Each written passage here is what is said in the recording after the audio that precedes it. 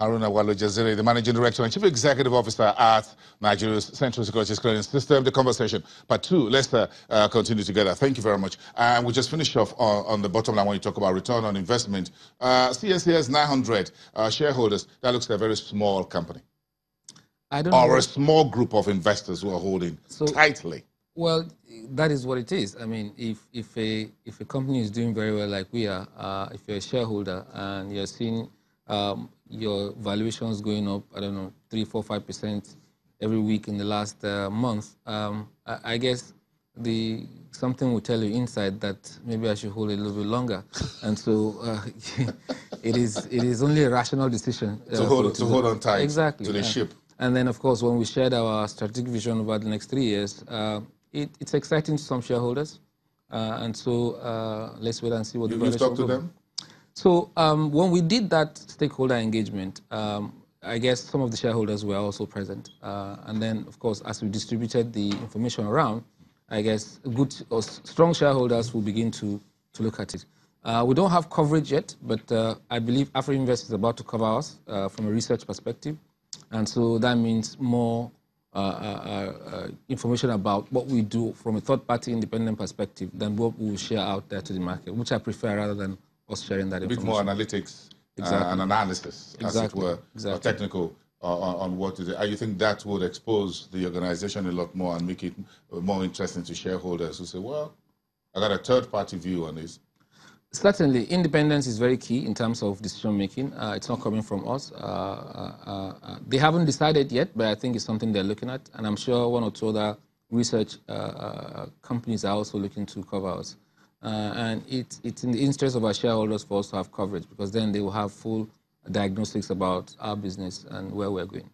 Are there key numbers you would want to throw out there for your 3-year master plan? Do you have certain numbers in terms of this is how we're going to grow revenue, this is how we're going to grow the bottom line, and perhaps some financial ratios? I would try as much as possible not to look at that perspective, and it's very simple. You know, first and foremost, we are responsible to our stakeholders, being a CSD and ensuring that, you know, we clear and settle trades for the exchanges. I think that should be more the focus than what revenues we're getting. Typically, we have a cost-to-income ratio of about anything between 36% and 40% over the last 5 years. So that is good enough for the shareholders. But more importantly is that, you know, are we effective in the operations that we do? Do we serve our stakeholders appropriately? Those are the things that I think we are focusing on in the next 3 years in terms of strategy, to be able to, you know, come back and say, hey, this is what the bottom line looks like. So first and foremost, the operations, the stakeholder engagement, the satisfaction of our customers, before we take a look at the bottom line. Because when we do all those three, certainly the bottom line increases. What do you consider as your key deliverables under this 3-year plan, the Final Lap 2020? So number one is that we want to ensure we develop a system where there is complete straight-through processing, from the brokers to the exchange, to the investor, to the custodian, to the registrars. That is number one priority for us. And certainly, you know, we have 11 strategic initiatives, which 4 or 5 of them are going to be projects by themselves to be able to achieve that STP that we're looking to do.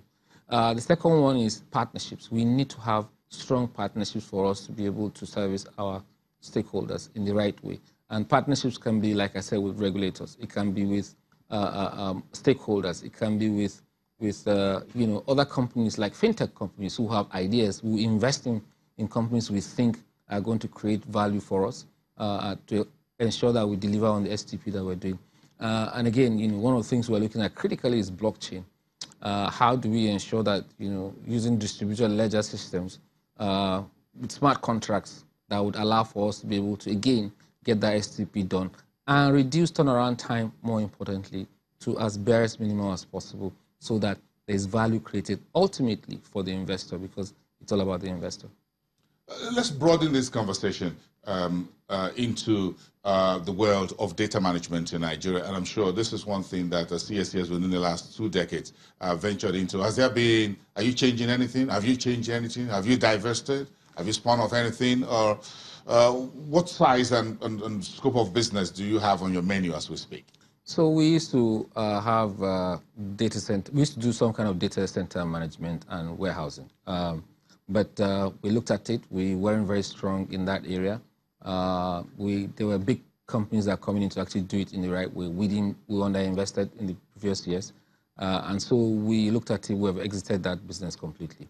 We're looking at other things that we think we're very good at. So things like document management, storage, archiving, all of those things. Like I said, if you have 5K of kilograms of paper coming to you every month, you must develop some skill to be able to archive them, retrieve them, and put some kind of electronic system in it. We've perfected that. And because this is one of the products that we're going to go out there, and we have already started going out there to actually offer those services to other companies like banks, like, I was about to ask who are the big movers here, because I know banks do have mountains of paperwork. So we are working with 2 or 3 of the top banks today in ensuring that we help them with the storage, archiving, and also some form of document management. We've done a few pilots with those banks. We are likely to go to the phase 1. We've done it for other big manufacturing companies, which I probably shouldn't mention, but we've done phase 1, phase 2, and in some cases we're about to go to phase 3. Again, it's an expertise we've developed over the last 20 years, so it's easy for us to do it. And so you see a lot of us doing many of those things in terms of document management system, storage, archiving, and all of that. You think that's a big business, big ticket business point?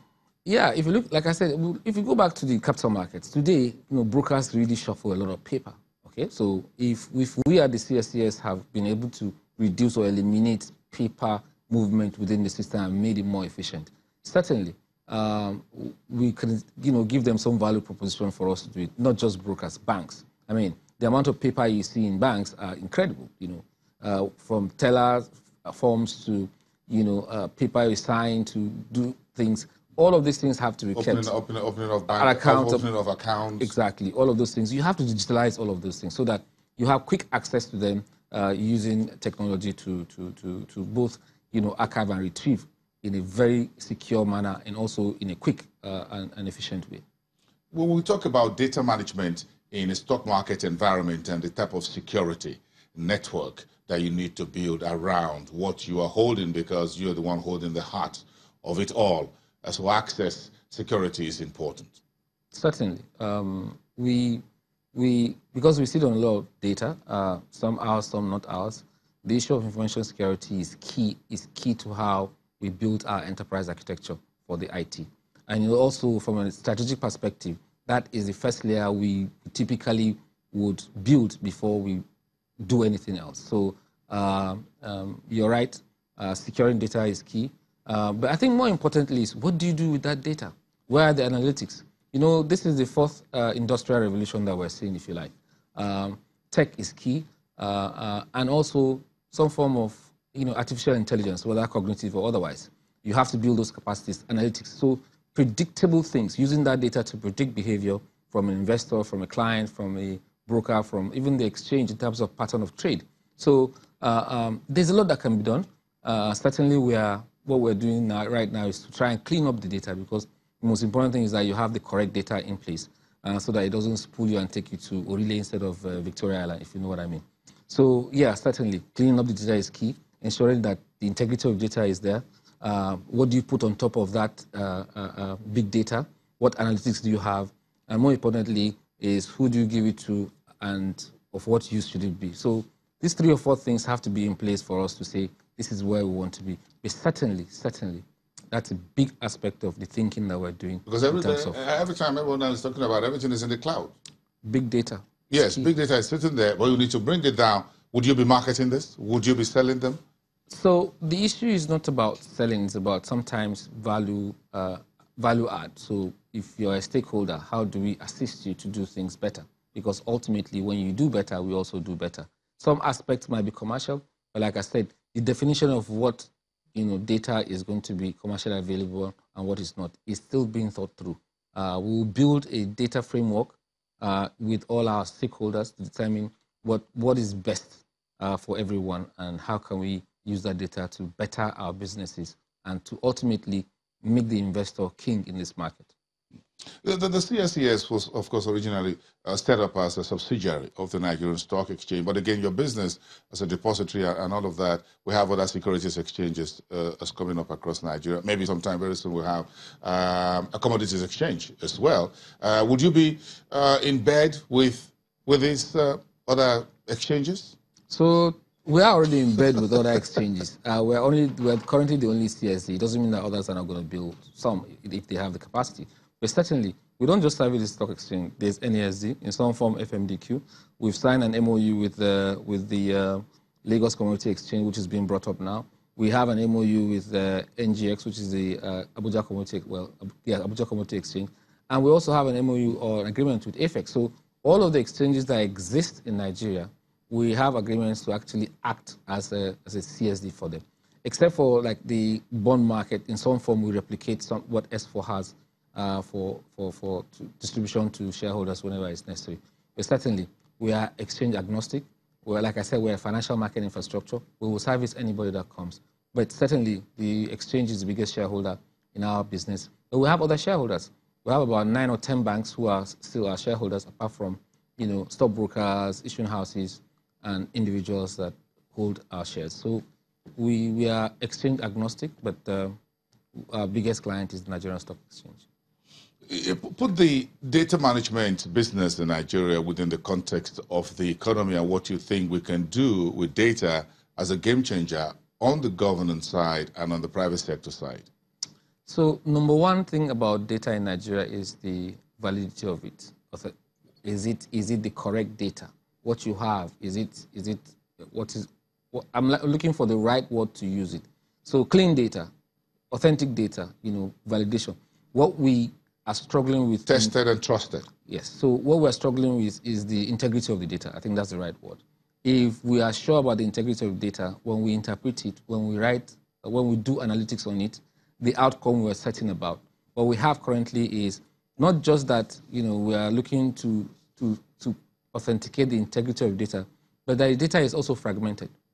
So sometimes it's replicated, sometimes it's fragmented, sometimes it's sitting in different places. How do you ensure that, number one, that data that has integrity is centralized or at least is accessible to everyone, so people can pull and get it and then interpret it and use it for whatever it is? You want to have one single destination for that? It doesn't have to be, but there should be some form of connectivity within what we have as data, even if you have to pay for it. For example, CSCS and NIPS? So NIPS with BVN, CSCS with the clearinghouse number. If you look at what NIMS is doing, the identity management system, if you look at what PENCOM is doing in terms of capturing, if you look at what the telcos are doing. So it's a replication of everything that you're seeing by each groups, yet it's the same population that we have, that if I go to MTN, I have to do biometrics. If I go to the bank, I do biometrics. NIMS is doing biometrics. If you come to the CSCS, in some form, we also do biometrics. So we have to find a way to synchronize or put some central connectivity or validation in place for us to be actually thinking about how best to use that data in Nigeria. Now, I'm speaking from a layman's perspective, if you like, but that's why I see the challenges. But certainly, if we're able to overcome that challenge,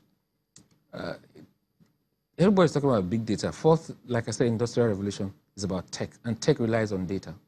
And it can be predictive or otherwise, cognitive, AI, all of these things are things that are up in there, and we should be able to make use of them appropriately for us to compete globally. Do you think we'll be able to save money? If we're able to do that, certainly. Because even the capturing machines cost money. Why you store the data costs money. The servers that spill out the information cost money. The storage costs money. Everything, people cost money. So if you have one central place where you can do this, certainly to bring down the cost. Haruna Jallow-Waziri, thank you very much for coming on this interview with you, and do have a great weekend. And congratulations, and we look forward to your 3-year master plan. The head of Nigeria's Central Securities Clearance System, PLC, enlisted with unlisted securities, the NASD over the counter.